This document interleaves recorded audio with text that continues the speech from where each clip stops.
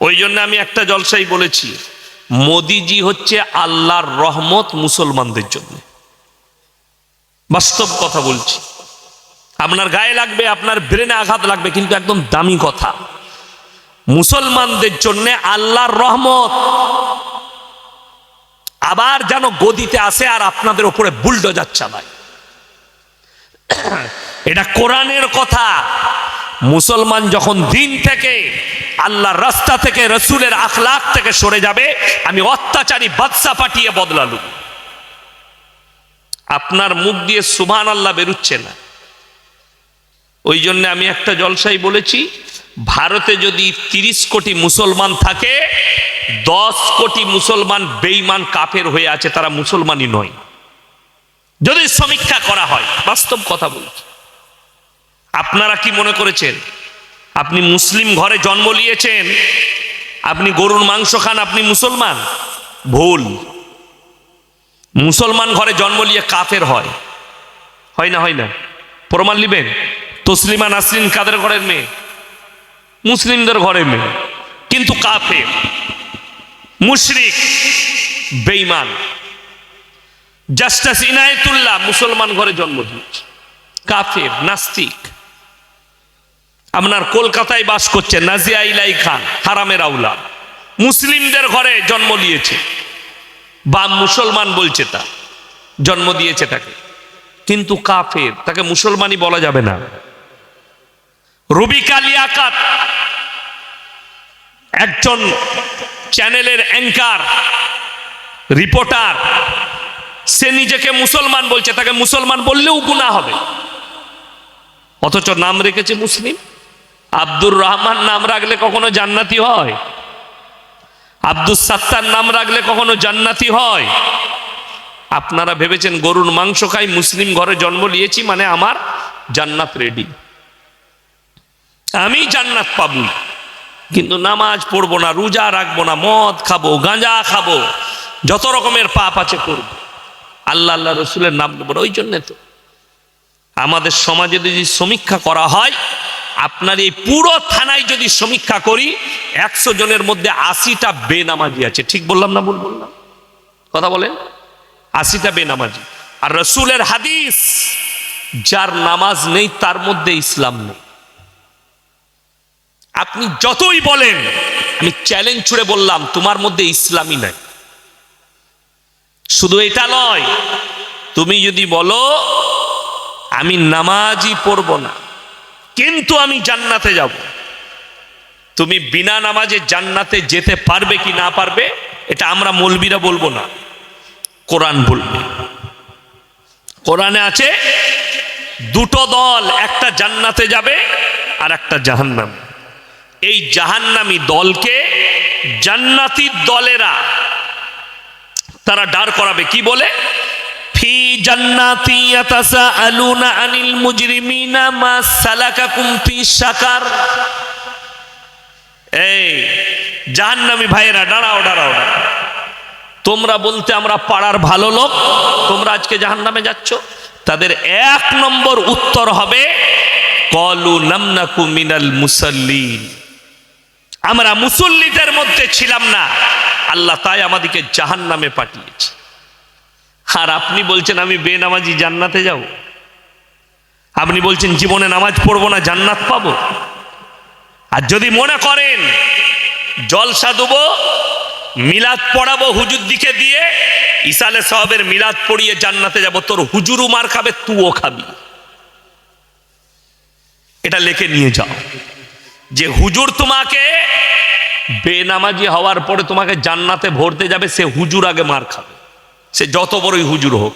আর বাপের বেটা থাকলে স্টেজে ডেকে নিয়ে এসে দিয়ে তাকে বলো কলম করে কোরআনের এই আয়াতটা কেটে দিয়ে যায়, যেখানে আল্লাহ তাআলা বললেন যে শোনো, তারা উত্তর দেবে ক্বালু লাম নাকু মিনাল মুসাল্লিন, আমরা মুসল্লিদের মধ্যে ছিলাম না, ওয়ালাম নাকু নুতিমুল মিসকিন, আর মিসকিনকে খানা খাওয়াইতাম না, তাই আল্লাহ জাহান্নামে পাঠিয়েছে। ইমানদারির সঙ্গে বলুন, আপনারা বললেন হাত তুলে আমরা কোরআনকে বিশ্বাস করি। কোন ব্যক্তি যদি কোরআন বিরোধী কাজ করে, সে আর ইমানদার থাকবে? কথা বলে না এরা, থাকবে না। বললেন আচ্ছা, সুদ হারাম না হালাল? কথা বলে না, হারাম। তাহলে আশা করি আপনাদের এখানে কোনো সুদখোর নাই, এরপরে আর কথা বলবে না, আমি তো জানি। অথচ মুসলিমদের মধ্যে সুদখোর আছে না নাই? কথা বলে, কোরআনে আছে ওয়াহাল্লাল্লাহুল বাইয়া ওয়া হাররামার রিবা, সুদকে হারাম করেছি, ব্যবসাকে হালাল করেছি। এরপর কি হলো এখানে? কি হলো এখানে? কি হয়েছে জিজ্ঞেস করুন।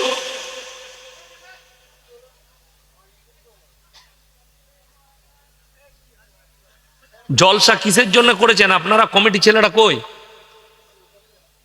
কেন করেছেন জলসা? আমাকে ডেকে মজাক করার জন্যে? জীবনে আমার মতো বক্তাকে আর দাওয়াত দিবেন না আপনারা, আপনাদেরকে বলে যাচ্ছি।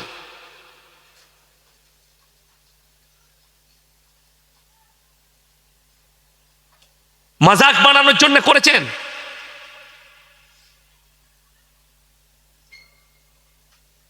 বেয়াদবির একটা শেষ থাকে, সীমা থাকে।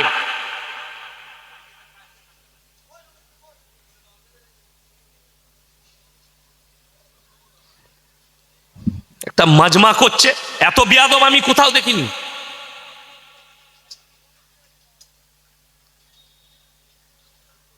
গল্প গুজব করে ছেড়ে দিয়ে পালিয়ে যাবো আমি।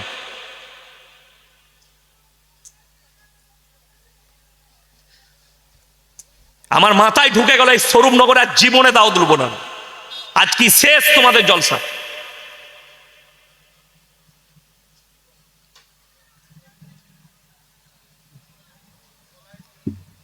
লোকে বলবে বক্তারা রেগে যায়, এই বিয়াদবি কখনো মানা যায়? হাসি মজাক ঠাট্টা করছে, কোরআন হাদিসের আলোচনা চলছে। গাঁজা মদ খাওগা, এগুলো মাতাল ছাড়া আর কিছু নয়। জলসা দিয়ে কি লাভ হবে? ড্যান্স করবে আগামী থেকে এখানে।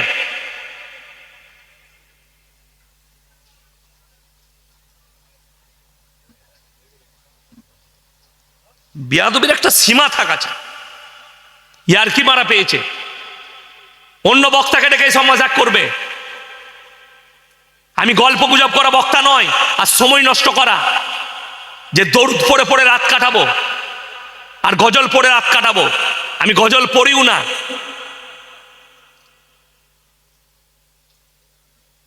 বসবে না, ঘর যেতে বলেছি তো আমি, ঘরে গিয়ে সৌগা। মেলা বসাইছে, মেলাতে যাও, ওইখানে মজাক করো।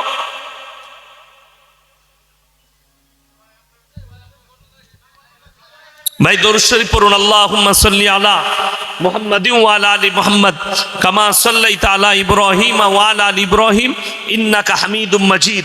আল্লাহুম্মা বারিক আলা মুহাম্মাদিন ওয়া আলা আলি মুহাম্মাদ কামা বারাকতা আলা ইব্রাহিম ওয়া আলা আলি ইব্রাহিম ইন্নাকা হামিদুম মাজিদ। কোরআনে আছে সুদ তোমাদের জন্য হারাম। এরপরে এটা জানার পরে যে ব্যক্তি সুদ খেলো সে আল্লাহর সঙ্গে যুদ্ধ ঘোষণা করলো। করলো না? করলো না? করলো। রাসূলের হাদিস, কোন ব্যক্তি যদি 1 টাকা সুদ খায়, নিজের মায়ের সঙ্গে সর্বনিম্ন পাপ 36 বার জিনা করার সমান পাপ হবে। জোরে বলুন নাউজুবিল্লাহ। একমাত্র আল্লাহ তাআলা নিজের প্রশংসা করার যোগ্যতা রাখেন। কোরআন সূরা কাহাফ একবারই শেষ আয়াতের আগের আয়াত আল্লাহ নিজের প্রশংসা করলেন, পৃথিবীর মানুষকে জানালেন যে শোনো, আমি আল্লাহ কতটা পাওয়ারফুল আর মানুষ কতটা আল্লাহর কাছে দুর্বল। কোরআনে আছে ইন্নাল ইনসানা খুলিকা হালুয়া, আমি মানুষকে অসহায় আর দুর্বল করে সৃষ্টি করেছি। মানুষ কিন্তু সবল নয়, মানুষ সবল। আপনি বলবেন আমি শক্তিশালী, কিন্তু আপনি দুর্বল। আল্লাহ আপনাকে দুর্বল করেছে। যতই আপনি বলুন আমি মরদ, যতই আপনি বলেন আমি শক্তিশালী, আল্লাহ আপনাকে দুর্বল করে সৃষ্টি করেছে। রাজা, বাদশা, নেতা, মন্ত্রী, আমি আপনি সে তিনি সব দুর্বল আল্লাহর কাছে। আল্লাহ কোরআনে বলে, তার দুর্বলতা একটা বলি, পৃথিবীর সব থেকে সুপার পাওয়ার দেশ তার নাম হচ্ছে আমেরিকা। নাম শুনেছেন না শুনেননি? জানেন, সুপার পাওয়ারের নাম হচ্ছে আমেরিকা। আমেরিকার একটা মারাত্মক দামি শহর আছে যার নাম হচ্ছে ক্যালিফোর্নিয়া। এই ক্যালিফোর্নিয়ায় আমেরিকা সব থেকে বেশি অস্ত্র ইসরায়েলকে দিয়েছে ফিলিস্তিনকে মারার জন্য, গাজাকে মারার জন্য, সব থেকে বেশি। এবং এত মিসাইল ছুড়েছে, 1 বছরের ভেতরে 40,000 শিশু মারা গেছে, নিরীহ শিশু গাজার ফিলিস্তিনে মারা গেছে বোমের আঘাতে।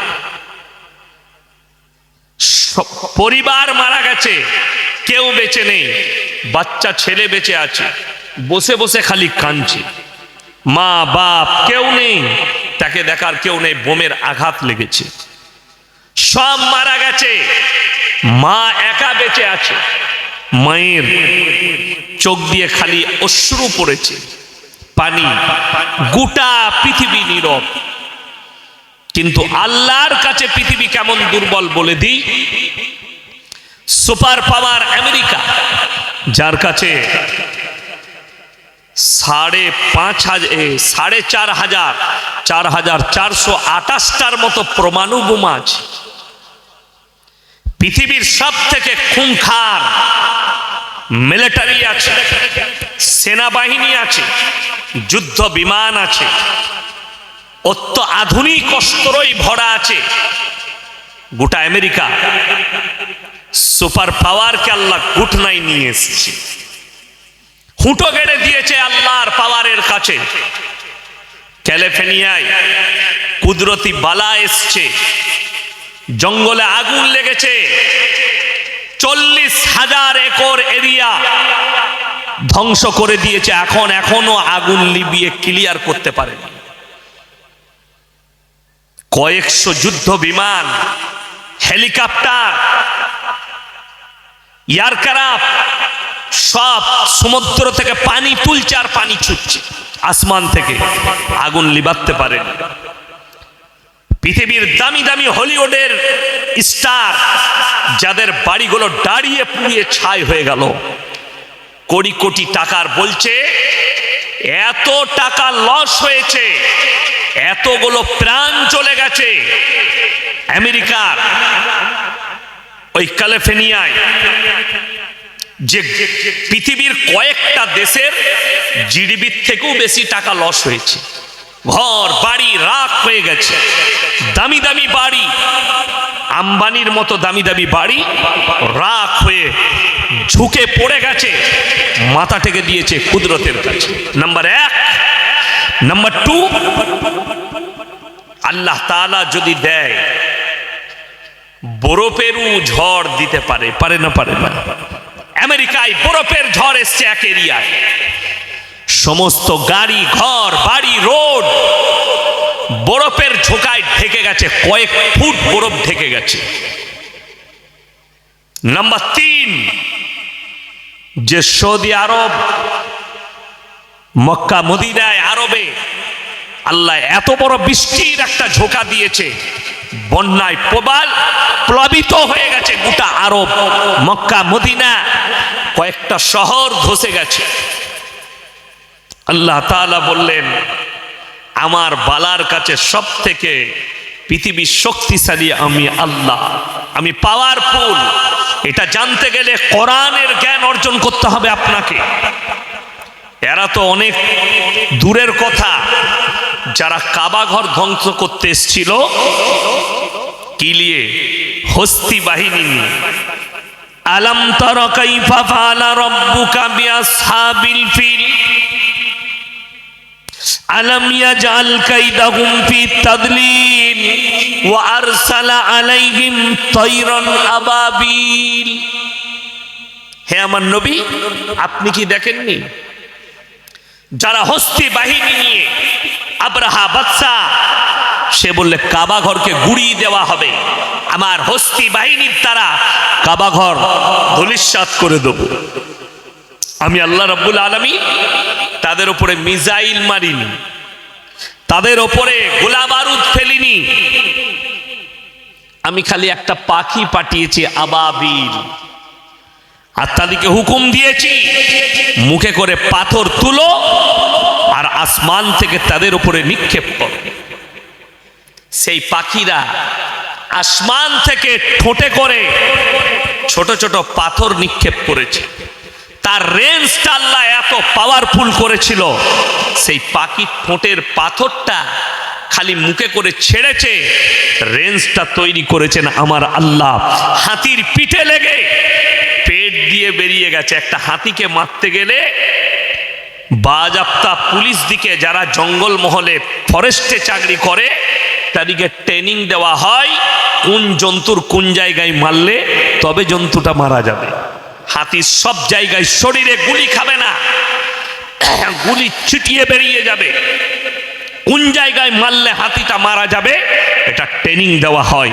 আর আমার আল্লাহ রব্বুল আলামিন পাখিদিকে ট্রেনিং দেয়নি, খালি হুকুম দিয়েছে আসমান থেকে খালি পাথরটা নিক্ষেপ করে দাও। এত রেঞ্জ বাড়িয়েছে। রেওয়ায়েতে আছে কাবা ঘরে পৌঁছানোর আগে আমি আল্লাহ রব্বুল আলামিন ওই হস্তি বাহিনীকে ধূলিসাৎ করে মাটির সাথে মিশিয়েছি। জোরে একবার বলুন সুবহানাল্লাহ। এটা ছিল আল্লাহর পাওয়ার, আল্লাহ দেখিয়েছে। আমেরিকা দেখলো। আজকে আমি গাড়িতে আস্তে আস্তে দেখছিলাম আর মনে মনে ভাবলাম আল্লাহ কত শক্তিশালী। একটা মানুষ তার কুকুরটা মারা গেছে, কুকুর জ্বলে গেছে, তার লেগে হাউ হাউ করে কাঁদছে।